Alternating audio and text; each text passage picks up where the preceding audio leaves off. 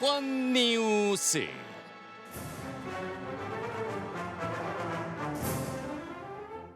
(2022년 3월 9일) 수요일 치러질 20대 대통령 선거를 앞두고 여야 후보들의 각축전이 치열합니다. 요동치는 대선 판도에 어떤 일이 있었는지 알기 쉽게 정리해 드립니다. 대권 뉴스. 대선 앞두고 꼭 알아야 할 정치권 소식 전해줄 두 분 소개합니다. 봉보로봉봉 봉봉봉. 그러나 이분은 지치지 않습니다. 최진봉 성공회대 교수입니다. 네, 안녕하세요. 최진봉입니다. 4433님께서 최진봉 교수님, 예. KBS 시사본부에서 진이 다 빠져 허리케인에서는 맥을 못 출 겁니다. 이분은 결코 지치지 않습니다. 자, 당당해서 좋다. 탱크 서정욱 변호사 나왔습니다. 예, 안녕하세요. 네. 서정욱 변호사는 오전에 어디 가서 방송하고 오셨어요? 유튜브 방송 2시간 하고 왔습니다. 와, 역시 뭐 대선 전국이라 평론가분들이 바쁘십니다. 네.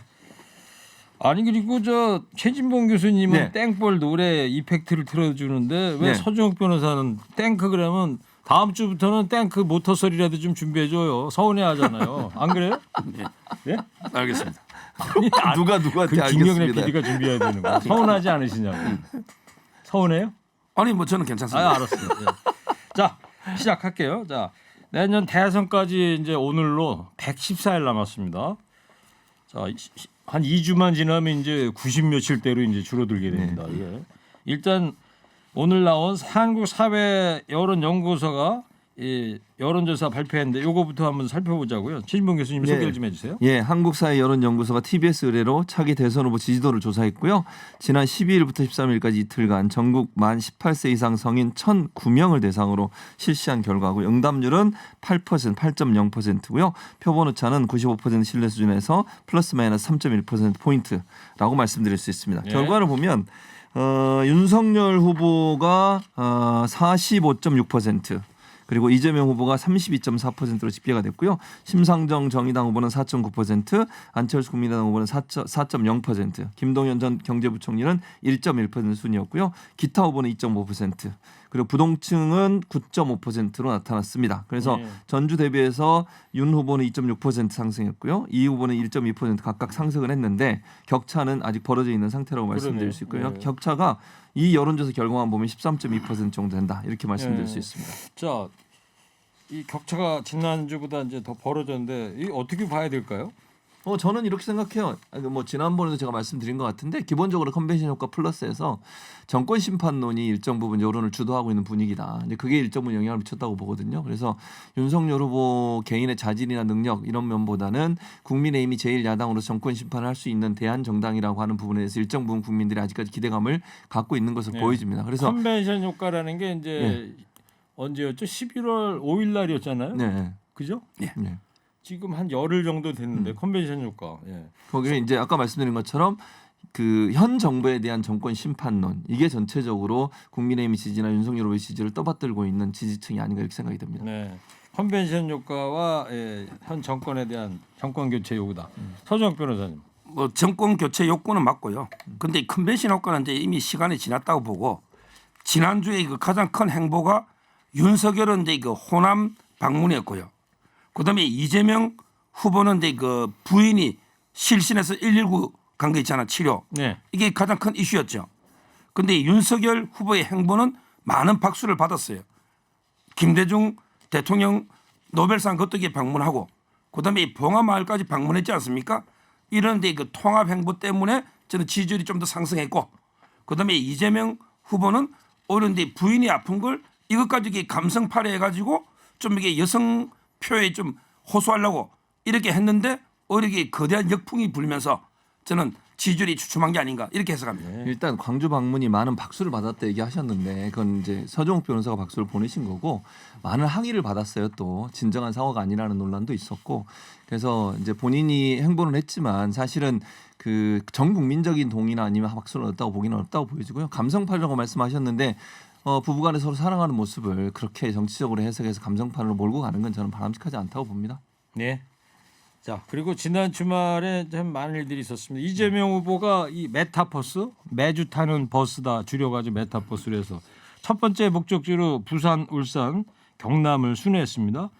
그 언론 환경에 대한 언급이 또 화제가 되는데 요 육성 부산에서 한 이재명 후보의 육성인데 한번 들어보겠습니다. 언론 환경이 매우 나빠서 우리는 잘못한 것이 없어도 잘못했을지도 모른다는 손으로 고백합니다. 언론사가 돼야 됩니다. 우리의 진실을 알리고 저들의 잘못을 우리의 카톡으로 우리의 텔레방으로 댓글로 커뮤니케이트해서 열심히 써서 언론이 묵살하는 진실을 알리고 우리가 억울하게 왜곡된 정보들을 고칩시다 여러분. 네. 마이크가 없어가지고 대중 앞에서 손 마이크를 활용해서 하느라 음향 상태가 이제 정확하게는 들으셨나 모르겠는데 하여튼 우리가 언론사가 돼야 한다 이런 발언을 했어요. 자, 손정욱 변호사는 어떻게 생각하십니까? 이 부분에 대해서 먼저 물어볼게요. 지금 이게 그 문재인 정권을 저는 한마디로 남탓 정권이라 하거든요. 뭐가 잘못 있으면 이게 과거 정권 탓, 언론 탓, 뭐 여러 가지 탓을 하잖아요. 근데 이재명 후보도 마찬가지예요. 뭐 본인에게 지지율이 안 나오면 전부 이게 그 언론 탓입니까? 저는 오히려 이게 지금 여당입니다. 정권이 바뀌고 오히려 이제 여당 편향이 아닌가 이 정도로 이게 언론이 기울어졌다 저는 이렇게 봤거든요. 근데 오히려 지금 이게 그 이재명 후보가 언론 탓을 하는 게 저는 아이러니하고요. 아마 이제 뭐 조중동 이야기 할 수 있지만 조중동 이게 뭐 하루 이틀 생긴 겁니까? 이미 역사가 지금 100년 다 된 이런 신문인데 갑자기 언론 환경이 나빠진 것도 아니고요. 그리고 이게 본인들이 언론이 돼야 된다? 그럼 이게 본인들이 제2의 드루킹이 되겠다는 겁니까? 이게 언론 조작하겠다는 겁니까? 어떻게 각 개인이 언론이 되는 겁니까? 따라서 저는 최근에 언론 그 악법 밀어붙이는 것도 있지만 언론에 대해서 모든 탓을 돌리는 이거야말로 이게 본인을 되돌아봐야지 왜 자꾸 남 탓하느냐 말이에요. 알겠어요. 최진봉 교수님. 언론이 지금 아까 서정욱 변호사 조중동 얘기를 했는데 조중동뿐만 아니라 언론 지형 자체가 대체적으로 보수 지향적인 부분이 훨씬 커요. 진보 지향적인 것보다는. 그거는 제 개인적인 주장이 아니라 언론학자들의 연구 결과를 보면 우리나라의 언론의 보수 지향적인 성향을 갖고 있는 언론사가 훨씬 많습니다. 기본적으로. 그런 상황이기 때문에 그걸 지적한 거고 이재명 후보 입장에서는 그런 이제 불리한 언론 환경에서 그러니까 보수 후보에 대해서 좀 더 긍정적인 보도가 더 많이 나오고 본인에서 부정적이나 아니면 나쁜 이미지를 심어주는 보도가 많다고 지적을 하는 거예요. 저는 타당하다고 보고 그리고 이제 뭐 개인들 지금 지지자들에게 본인들이 그런 잘못된 정보가 나오거나 가짜뉴스 나오면 적극적으로 거기에 대한 해명을 좀 여러 사람한테 알려달라. 왜냐하면 그래야지 뭐 언론이 그렇게 안 하면 다른 방법이 없지 않겠습니까? 그거를 지금 김기현 원내대표나 이런 분들은 그게 무슨 언론 조작이다 이렇게 얘기를 하시고 뭐 좌표 찍기 아니냐 이런 그렇게 얘기하시는데 그건 아니라고 봐요. 그건 불법이고요. 그렇게 하면 다 처벌받습니다. 그분들이 그렇게 한다고 하면 저는 좌표 찍기라고 보지 않고 자기 지지자들이 이재명 후보에 대해 잘못된 정보가 있으면 적극적으로 그 부분을 바로잡고 잘못된 정보라는 걸 알리고 이거는 충분히 할 수 있다고 봐요. 저는 국민의힘도 그렇게 하고 있다고 보여지고요. 그래서 그게 지금 드루킹하고 연결됐다고 직접적으로 연관시키는 것은 너무 지나친 억측이다 이렇게 생각합니다. 네. 그리고 이재명 후보가 메타버스 첫 번째 이번 주 지난주에 이제 움직인 건데 또 논란이 된 발언이 요거예요. 주말 내내 또 포털 사이트 휴대폰에 떠오른 게 부산 재미없잖아 이런 발언을 이재명 후보가 해서 논란인데 민주당의 강훈식 의원은 웃자고 한 얘기에 죽자고 달려드냐 말하던데요. 먼저 봉 교수님 네. 어떻게 보십니까? 그러니까 저는 이게 맥락 전체를 봐야 된다고 생각해요. 물론 이 발언을 했습니다. 부산은 재미없잖아는 발언을 했고 이 발언이 맨 처음 이게 누구를 만났을 때면 이제 그 당시에 거기에 IT 관련된 분들 일하는 분들 만나서 벤처 하시는 벤처 하시는 분들 이런 분들 앞에서 부산의 어떤 그 균형 발전 그러니까 수도권과 지방의 균형 발전을 위해서 어떤 노력을 해야 되냐 하는 부분을 얘기하면서 부산이 어쨌든 더 많은 지원을 받아서 수도권처럼 좀 더 발전한 그런 지역이 되길 바란다는 취지에서 얘기를 한 거예요. 그러면서 했던 말이 부산은 재미없잖아. 그러고 와서 재밌는데 하고 설명을 한 거예요. 이게 무슨 말이냐면 기본적으로 현재 지역 균형 발전이 제대로 안 되다 보니까 지방은 수도권보다 발전이 늦어지고 있고 그 부분에 대해서 정부가 적극적으로 나서 지원해서 지역 균형 발전이 잘 이루어지도록 하겠다는 취지에서 말을 한 거고요. 그 뒷부분에 이게 부산 재미없잖아 이 말 말고 그 뒤에 보면 부산의 발전 가능성에 대해서 충분히 설명을 해놨어요. 그러면 전체 맥락을 다 들어오면 이재명 후보가 예컨대 의도적으로 정말 마음 먹고 비하하거나 폄훼한 얘기가 아니라는 걸 충분히 이해할 수 있을 텐데 부산 재미없잖아 이 말 하나만 가지고서 그걸 마치 폄훼한 것처럼 몰고 가는 것은 그거는 정치적 공세다 이렇게 봅니다. 정치적 공세다. 서정욱 변호사는요? 제가 이게 두 가지 말씀드리면 자 첫째 그 역지사지 해가지고요 윤석열 후보가 광주에 갔어요. 광주에 가서 광주 참 재미없잖아. 이렇게 윤석열 후보가 광주에서 말했으면 과연 이게 광주 시민들이 어떻게 했을까요? 윤석열 사퇴하라고 난리 났지 않겠습니까? 입장을 이게 바꿔놓고 생각해보고 지금 이게 최진봉 교수님은 전체 맥락을 보자는데 그럼 이게 윤석열 후보의 전두환 발언은 전체 맥락을 봤습니까? 전체 맥락은 전문가들 위임의 시스템 쓰자는 건데 실제로 이게 딱 일부 떼가지고 전두환 찬양했다고 얼마나 이게 공격하고 사과했습니까? 따라서는 입장을 바꾸고 광주에 가서 윤석열 후보가 했다고 생각해봐라. 이걸 철저히 말씀드리고 그다음에 하나만 더 말씀드리면 바로 근데 이게 처음이 아니에요. 여권 인사들의 부산 비하가 처음이 아니에요. 옛날에 이해찬 후보는 부산에 와서 부산 도시가 왜 이렇게 초라합니까? 도시가 초라하다 그랬어요. 또는 김영천 후보는 부산은 암 3기 암 환자 같다. 이렇게 했어요. 저는 지방에 와가지고 균형 발전을 할 수 있는 이런 이게 정책을 진지하게 논의하고 대안을 제시하고 지방 발전을 해야지 왜 이렇게 비하하듯이 재미없잖아. 농담하듯이. 그리고 이 강남하고 또 말을 바꿔가 강남한테 비하면 재미없다. 저는 뭐가 재미없는지 모르겠어요. 부산이 뭐가 재미가 없습니까? 강남보다? 그러니까 맥락상 그런 거 아니에요? 부산 청년 사업가들 만나서 왜 인력들이 부산에 안 있고 서울로 다 올라가느냐 이런 질문에 답변을 하다가 이런 건데 지금 서정 변호사 좀 약간 좀 화가 나신 것 같기도 하고. 제가 고향이 경남 아닙니까? 아니. 제 고향이 합천 경남인데 왜 이렇게 지역 대통령 옛날에는 윤석열 후보가 1일 1망언 한다고 얼마나 공격했어요. 요즘 윤석열 후보는 원고 보고 사과하니까 이재명 후보들에게 원고 보고 좀 신중하게 하십시오. 아니 그러니까 맥락 얘기를 했는데 서정 변호사 아까 전두환 옹호 발언에 대해서 맥락을 얘기했잖아요. 전체 맥락을 봐도 이거는 잘못된 발언이에요. 전두환 그 전 대통령 전두환 씨가 구테타 빼면 정치 잘했다고 그랬어요. 그게 맥락상 잘못된 발언이죠. 정치를 잘했다지 뭘 정치를 잘했습니까 대체? 물론 뒤에 가서 유명한 사람을 쓰면 된다고 했는데 그 당시에 전두환 씨가 정권 잡고 나서 함께 구테타 했던 사람들 중요 직책에 다 앉아 있었습니다. 정치를 잘한 게 아니에요. 그리고 독재 정권이라고 그래서 얼마나 비판을 받았습니까? 국민을 억압하고 이런 일이 있었는데 정치 잘했다는 말을 한 거는 이거는 맥락상 문제가 있다고 저는 봐요. 그러나 부산 발언은 재미없자는 말이 있었지만 전체 맥락을 보면 이게 정말 부산을 비하하려는 의도를 가지고 했다고 보지 않는다는 거죠. 그런 점을 봐야 되는데 그걸 보지 않고 예를 들면 이 말 하나만 또 끊어내가지고 얘기하는 것은 저는 바람직하지 않다고 봅니다. 네, 알겠습니다. 자 여기까지 메타버스 주말 일정 중에서 나왔던 이야기들 한번 정리를 해봤고 그리고요. 어제 윤석열 후보가 야구장을 갔다 오지 않았습니까? 예. 코리아 시리 1차전 직관하러 갔는데 그거 말고 이제 본인 그 SNS에다가 내년 이맘때쯤 되면 종부세 걱정 없게 하겠다 이런 권리를 올렸단 말이에요. 글을 이걸 두고서 이제 소수의 집부자들 위한 정책 아니냐는 비판이 있는데 먼저 서정욱 변호사 어떻게 보십니까? 저희가 이제 이거 로마법 이후에 세법의 대원칙이 하나 있어요. 로마법이요? 로마법부터 세법의 대원칙은 세원은 넓게 세율은 낮게 이 말은 모든 국민이 조금씩이라도 세금을 내야 돼요. 세원은 넓게 그다음에 세율은 부담이 안 되게 낮게 해야 됩니다. 그런데 지금 종부세요. 이거 최고 세율로 가면 몇십 년 동안 집 가지고 있으면 집 한 채 나라에서 뺏어가는 거예요. 이거는 특정 제가 보기에 세금보다는 거의 징벌 벌금이에요. 벌금.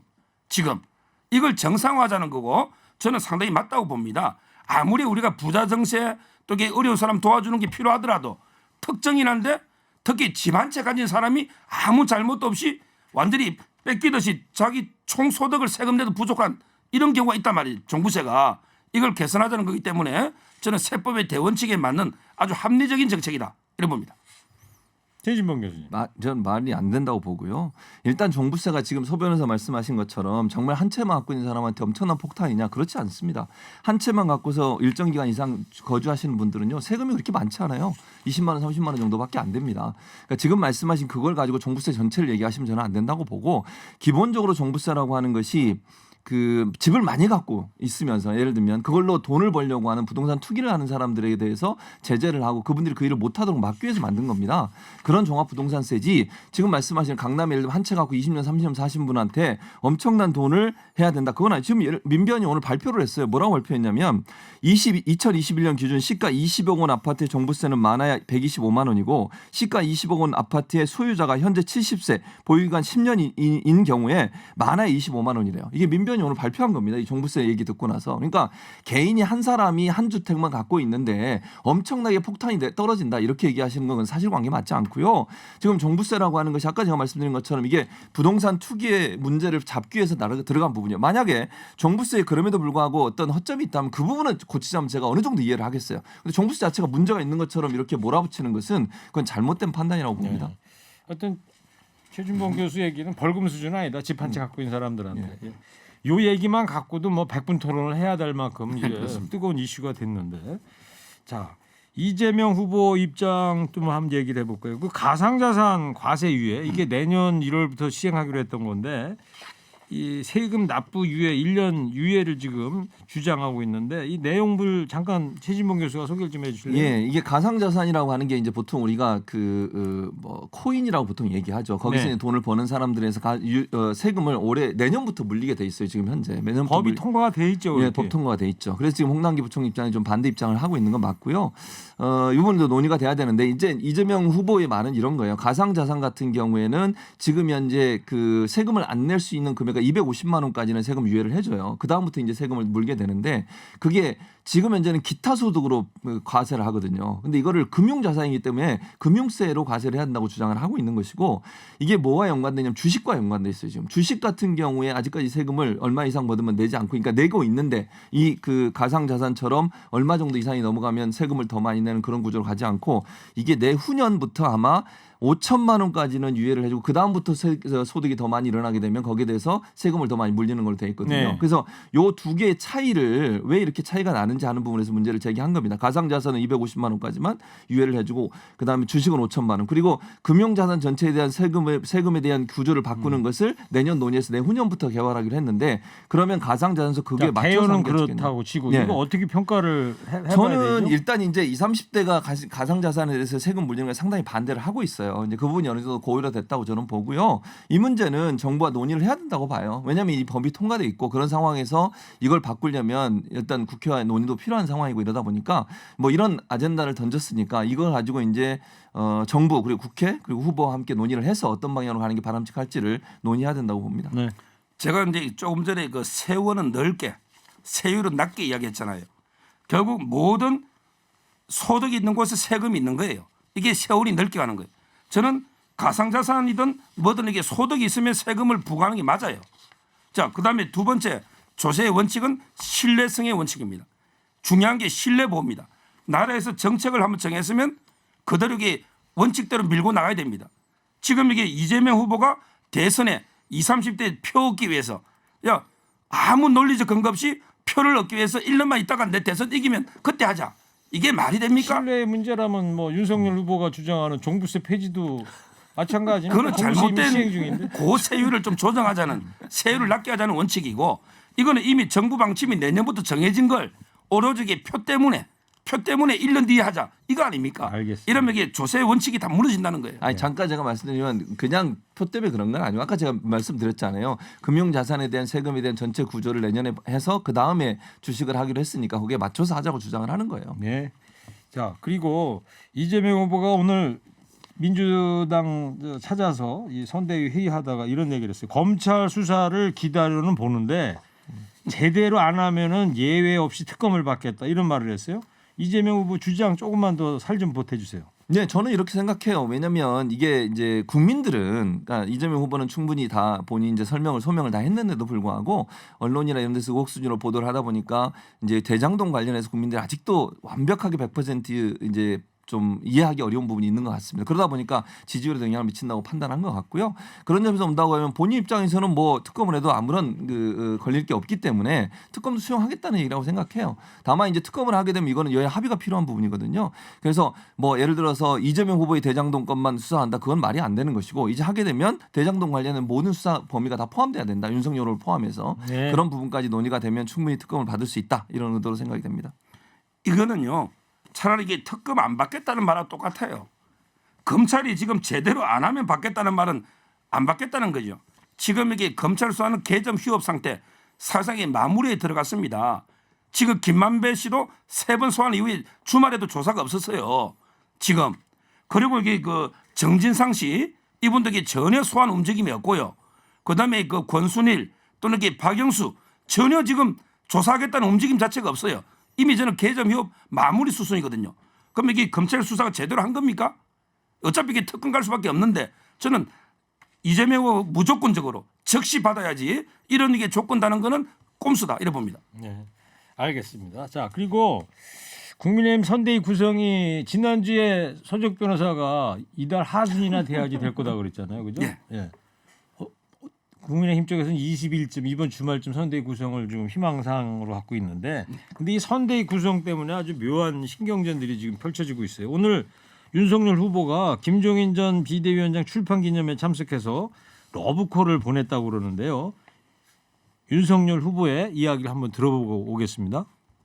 정치개혁뿐만 아니라 이 국가의 대개조가 필요한 그런 시점에 또다시 우리 김 박사님께서 역할을 또 하셔야 될 때가 이제 다가오고 있지 않는가 그렇게 생각을 하고, 저 역시 정치에 입문한 지 얼마 되지는 않습니다만은 또 어려운 이런 정권 교체와 국가 이 개혁의 그 대장정을 벌여나가는 이 시점에서 그동안에 또 쌓아오셨던 이런 경륜으로 저희들을 네, 윤석열 후보가 이제 김종인 위원장한테 역할을 하실 때가 온 것 같습니다. 이렇게 얘기하잖아요. 모시겠다는 거 아니에요?